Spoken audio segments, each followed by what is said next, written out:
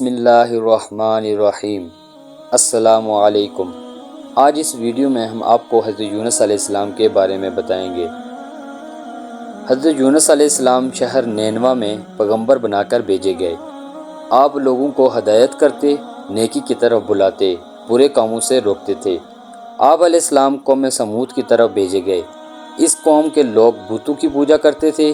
جب آپ علیہ السلام لوگوں کو حق کی طرف بلاتے اور خدائے واحد پر ایمان لانے کی تلقین کرتے، لیکن لوگ اب علیہ السلام کی تعلیمات کا انکار کرتے اور حضرت یونس علیہ السلام سے کہتے کہ ہم تیرے خدا کو نہیں مانتے۔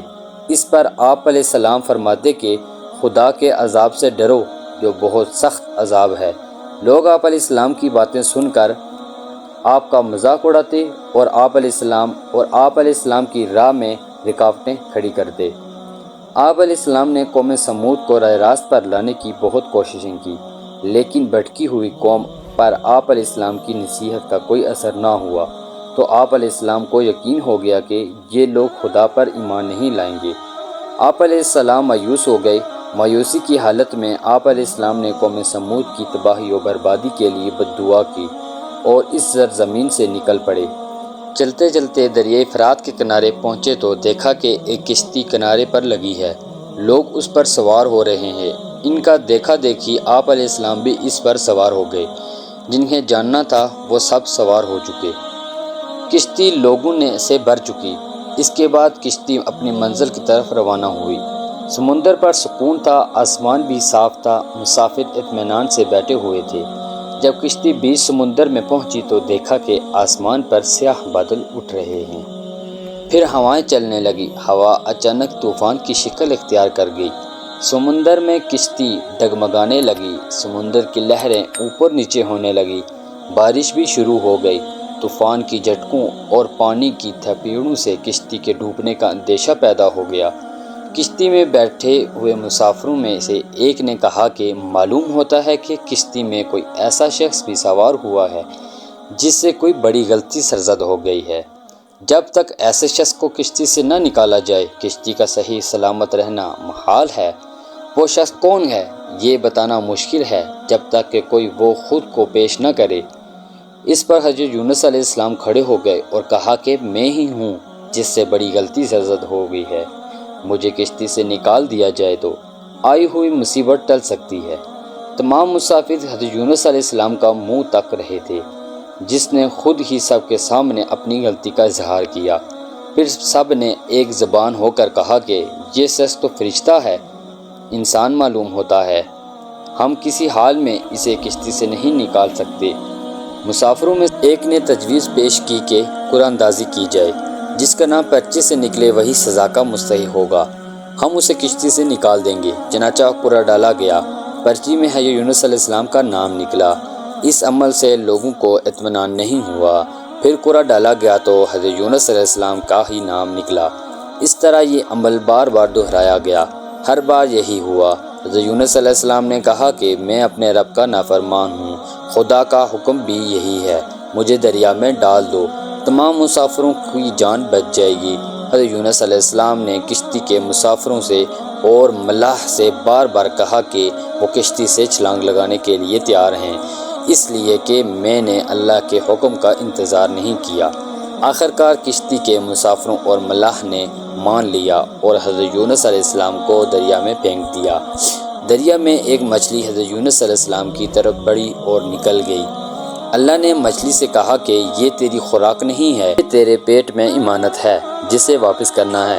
چنانچہ آپ علیہ السلام مچھلی کے پیٹ میں اندھیرے میں رہے، اللہ کا ذکر کرتے رہے اور معافی طلب کرتے رہے۔ آپ علیہ السلام پکار کر رہے تھے، اے اللہ، تیرے سوا کوئی عبادت کے لائق نہیں، تو پاک ہے، بلا شبہ میں نے اپنے ہی نفس پر ظلم کیا، میں ظالموں میں سے ہوں۔ نے آپ علیہ السلام کی پکار سن لی۔ آپ علیہ السلام مچھلی کے پیٹ میں محفوظ رہے۔ مچھلی نے دریا کے کنارے پر اگل دیا۔ جب آپ علیہ السلام مچھلی کے پیٹ سے باہر آئے تو بہت کمزور اور نڈھال تھے۔ آپ علیہ السلام نے کھلی فضا سانس لیا اور اللہ کا شکر ادا کیا۔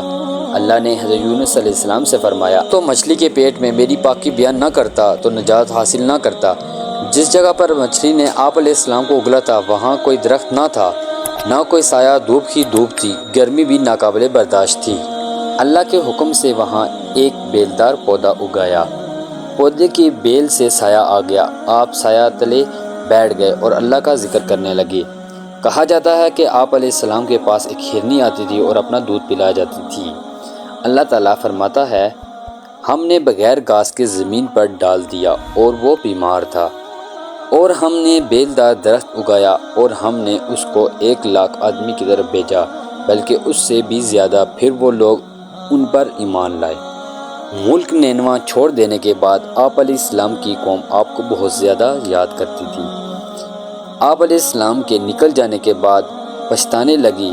لوگوں نے محسوس کیا کہ آپ علیہ السلام اللہ کے نبی تھے اور ہدایت کے لیے آئے تھے۔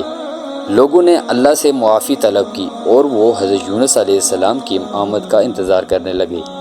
لوگوں نے اقرار کیا کہ ہم اللہ پر ایمان لائے، اور اس بات پر بھی کہ حضرت یونس علیہ السلام اللہ کے بھیجے ہوئے نبی ہیں، اور آپ علیہ السلام کے لائے ہوئے پیغام پر یقین رکھتے ہیں اور یونس علیہ السلام کی تصدیق کرتے ہیں۔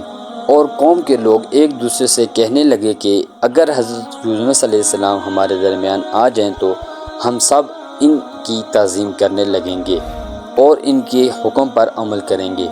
اللہ نے حضرت یونس علیہ السلام کو حکم دیا کہ وہ قوم کی طرف جائیں اور اللہ کا پیغام سنائیں اور انہیں برائی سے روکیں، نیکی کی طرف بلائیں، لوگوں کو آپس میں ایک دوسرے سے اچھا سلوک کرنے کی تلقین کریں۔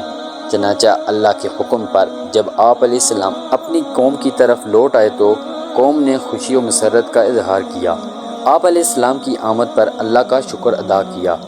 واپس آ کر حضرت یونس علیہ السلام نے تبلیغ شروع کر دی اور ہدایت دینے لگے کہ برے کاموں سے دور رہیں، ضرورت مندوں کی مدد کریں، بھوکوں کو کھانا کھلائیں، ننگوں کو کپڑا پہنائیں، کسی کے ساتھ برا سلوک نہ کریں۔